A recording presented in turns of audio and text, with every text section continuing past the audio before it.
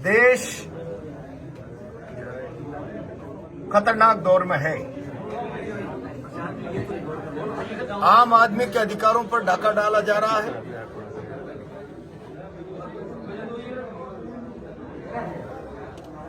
Vote की ताकत जो आम आदमी के पास संविधान द्वारा दी गई सबसे बड़ी ताकत है, सत्ता के भय से उसको भी छीने जाने का प्रयास किया जा रहा है।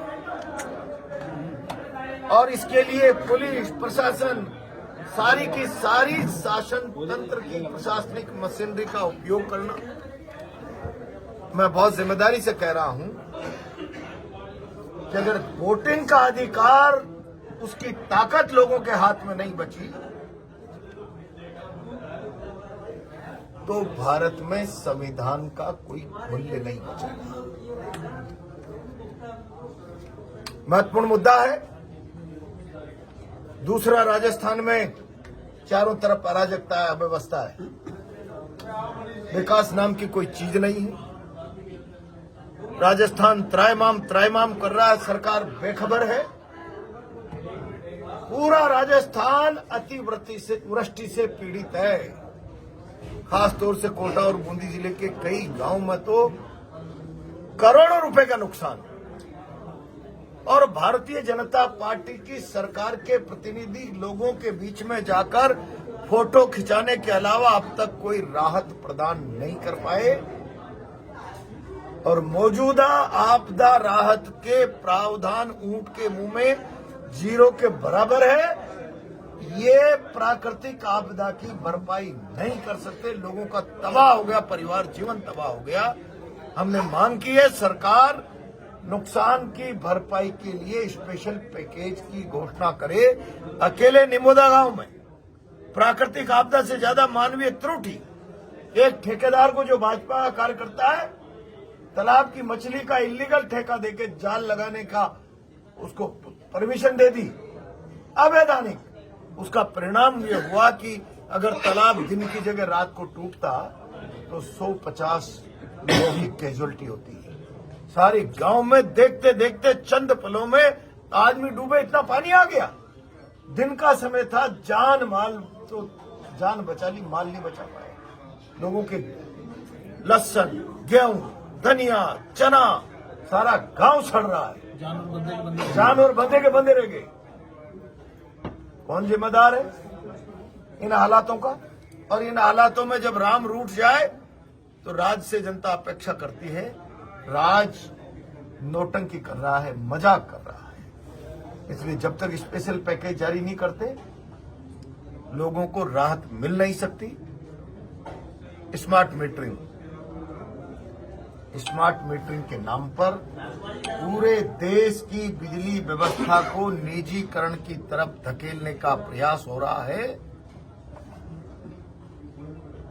एक तरफ तो प्रधानमंत्री जी कहते हैं 80 करोड़ लोगों को मैं 5 किलो गेहूं मुफ्त का देता हूं। जब 80 करोड़ लोग जिस देश में 5 किलो मुफ्त के गेहूं पर जीवन बिता रहे हैं वो स्मार्ट मीटर का भुगतान कर पाएंगे?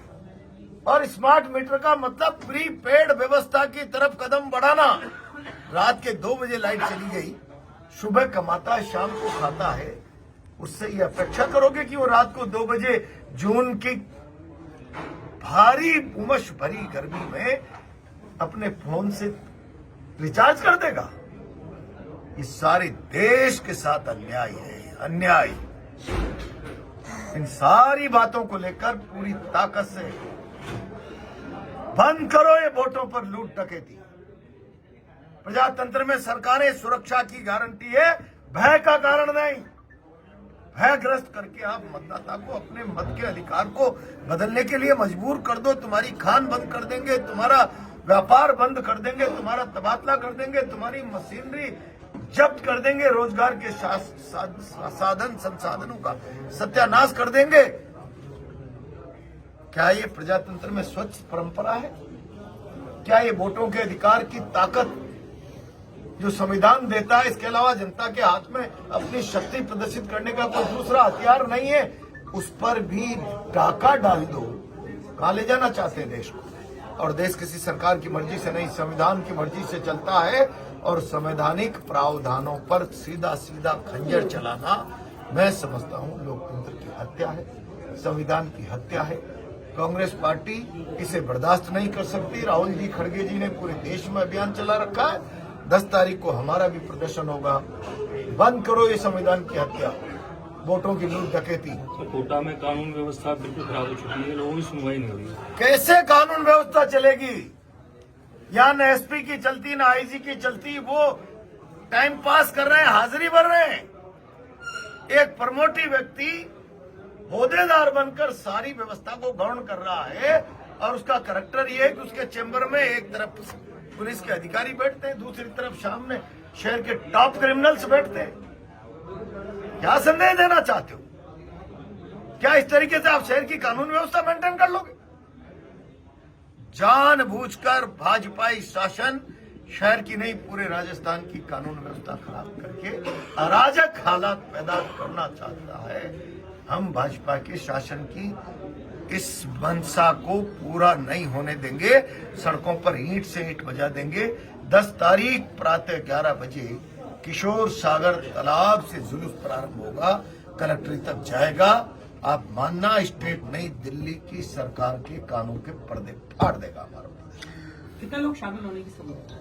अब ये तो 10 तारीख को आप अंदाजा लगा के बताना कितने लोग आए हैं, आपको अंदाजा लग जाएगा। ये राजनीतिक दल का प्रदर्शन नहीं, पीड़ित जनता की भागीदारी जब बनेगी ना, भागीदारी तब लगेगा।